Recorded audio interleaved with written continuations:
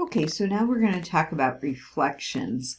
Our first one, we're going to look at the opposite of b to the x. So an example would be something like g of x equals the opposite of 2 to the x.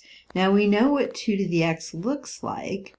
It was that function we keep graphing. It goes through 1, 2, 4, and then it's going like this.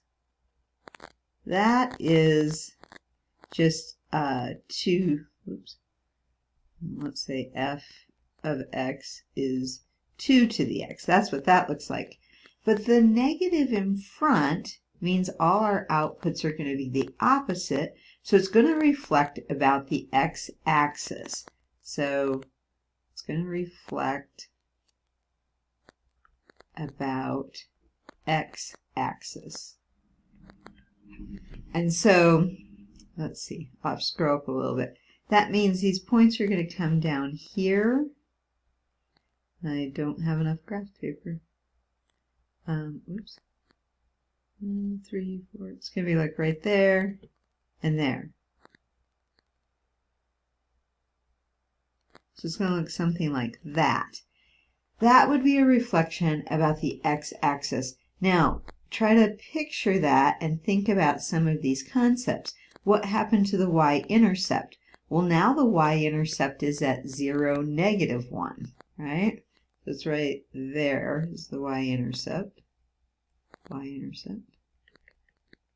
The domain is still all real numbers here, -infinity to infinity. But what happened to the range? Now we're starting low, we're going off down this way. So from -infinity up to 0.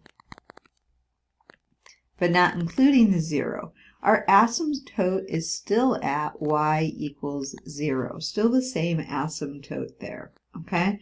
So that would be what that reflection would look like. So a reflection about the x-axis when the negative sign is in front of the parent function. Now we're going to look at this next one where the negative sign is in the exponent. So we're going to change this to green here. And that means 1 over b, right, to the x. So we already talked about this, but this is going to reflect about the y-axis. So we need exponents, the opposite values of x.